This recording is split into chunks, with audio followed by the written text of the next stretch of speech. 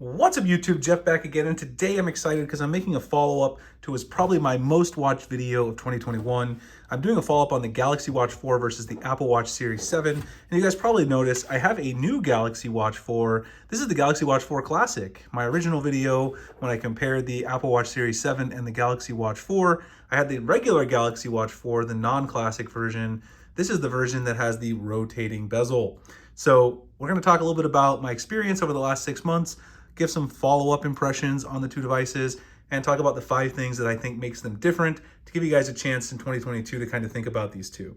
Now, as I said in my first video, there really is no competition here because if you own an iPhone, you're going to get an Apple Watch, and if you own a Samsung or Android device, you're going to get a Galaxy Watch. So you can't really use the operating systems, intermix them, so there really is no choice unless you're going to change your phone to move to one of these, but it's still fun to compare. The first huge difference, of course, is the design. I gotta be honest, I got the Galaxy Watch 4 Classic like a week ago, and I've been using it, comparing it to my other regular Galaxy Watch 4. I really like the rotating bezel a lot. I also think the Galaxy Watch 4 Classic and the regular Galaxy Watch 4 just look a little bit nicer in design than the Apple Watch Series 7. I do have a case on my Apple Watch Series 7. These are my setups I use daily, so I didn't pry off my case because I use that daily, and I'm gonna talk more about that in a second as well. It sucks. I have to keep waking up the devices because you only allow you to do a minute screen timeout. So, I mean, there's nothing I can do about that. So I apologize as we go through the video. Anyway, the nice thing about the Galaxy Watch 4 Classic is it does have that nice sort of classic watch face look, and it does have the rotating bezel.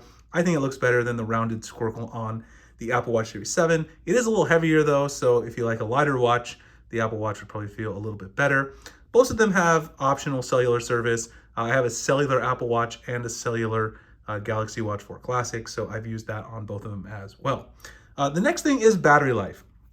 When it comes down to battery life, I'll be honest with you. My Galaxy Watch 4 that I got was the larger model. This is the smaller Classic, which I think it's 42 millimeters if I remember right.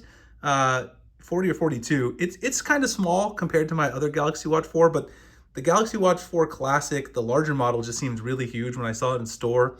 The battery life on this Galaxy Watch 4 Classic pretty bad, and the Apple Watch Series 7 battery life is also pretty bad. So neither of these have great battery life. They're both single-day smartwatches, which means you're not going to get through multiple days with either of these watches. I'm down to around 20% at the end of the night, which means I definitely have to charge up before going out the next day, which is, not great, but that's the case with most watches. My Galaxy Watch 4, the regular one that was a little larger, I could get maybe a day and a half out of that, but you still have to charge it at night because, you're going to charge up your watch in the middle of the day. So battery life is kind of equal between the two devices. Next is fitness. So fitness is something that I talked about a lot in my other video from last year that people were contentious about. They're very close. I kind of talked about how the Galaxy Watch 4 would not log my steps in certain instances. Some software updates have improved that, so that's not really an issue anymore. The Galaxy Watch 4 does have some additional fitness features, like the body mass tracking and all that kind of stuff. Some extra features that allow you to track, features of your body composition that the Apple Watch doesn't have. But otherwise, in terms of heart rate, ECG, those big features you care about, both of them have them. Neither of them are medical grade, so it's not going to make a huge difference. I do think Apple's Fitness Plus is better than Samsung's built-in fitness tracking. But there are plenty of third-party apps on Android that doesn't make that really a huge issue going forward, so you wouldn't have to worry about that at the end of the day. So I think in terms of fitness, they're both pretty even as well for what they are. The next thing, which is a big one that I want to talk about, and I know people are going to get a little upset about this, is accessories. I think accessories are incredibly important, especially when it comes to a watch, which is an accessory itself.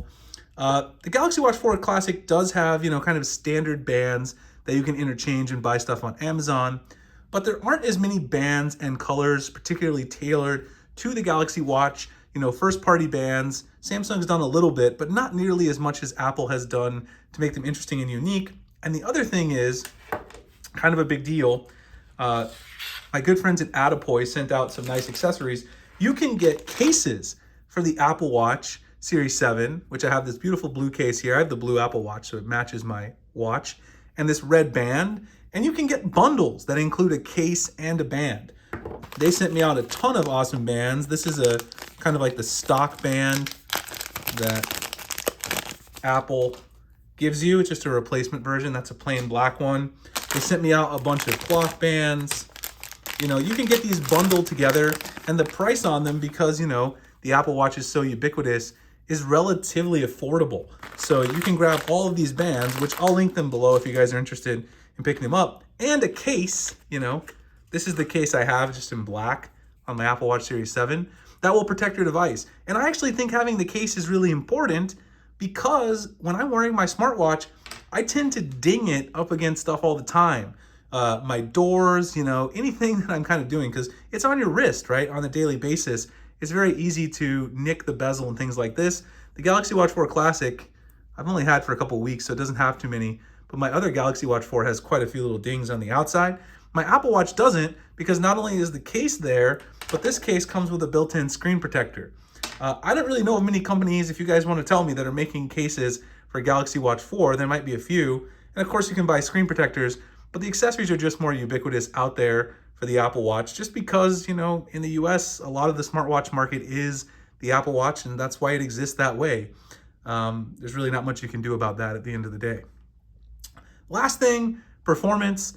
Samsung has made some huge improvements in terms of performance. I also think the classic model with the bezel makes it a little easier for navigating around using the new version of One UI mixed with Wear OS 3. I do think that the Apple Watch still is more reliable with notifications. Talked about this in my first video. When you get Gmail notifications particularly, those are always delayed. It's not just on the watch, but it's on Android in general. I get my Gmail notifications like 4 to 7 minutes late, whereas on the Apple Watch and my iPhone, they instantly hit as soon as they come in, and then I'll see it on the Apple Watch or my iPhone, and then I'll get it 5 minutes later on my Galaxy S22 Ultra and my Samsung Galaxy Watch 4 Classic. That, I think, is an Android issue, not a Samsung problem, but it is annoying because I want watches to give me my notifications in real time. Again, I don't think it's a limitation of the watch itself. In terms of actual performance and smoothness, you know, the processor and the hardware on both of these is fantastic. Overall, I still think Apple has a few more apps that are available that I would actually want to use on a watch compared to Samsung, but certainly it's the case that we've improved that a lot from where we were on Wear OS, and so Samsung is certainly a lot closer than they were before. We both have kind of the same app menu now. They kind of copied that a little bit from Apple, but that's okay. Anyway, I really like both of these watches. Battery life is still kind of meh. They could really improve that. I'd like to see it. I like the aesthetic better on the Samsung watch. I really like the performance better, mainly because the reliability of notifications on the Apple Watch. That's still my take. Fitness is pretty equal. Samsung's made some software updates that have really improved it in 2022. Hope you guys enjoyed the video. If you did, like, comment, subscribe, hit the notification icon for more content, Android, and I'll cover some Apple content as well if you guys are interested. Again, if you are interested in a link to the bands and the cases for the Apple Watch from my friends at Attapoy, thanks for sending those out. I'll drop the links below to those. I've been enjoying using this red and blue all-American setup. And I'll see you guys in the next one. Thanks a lot for watching.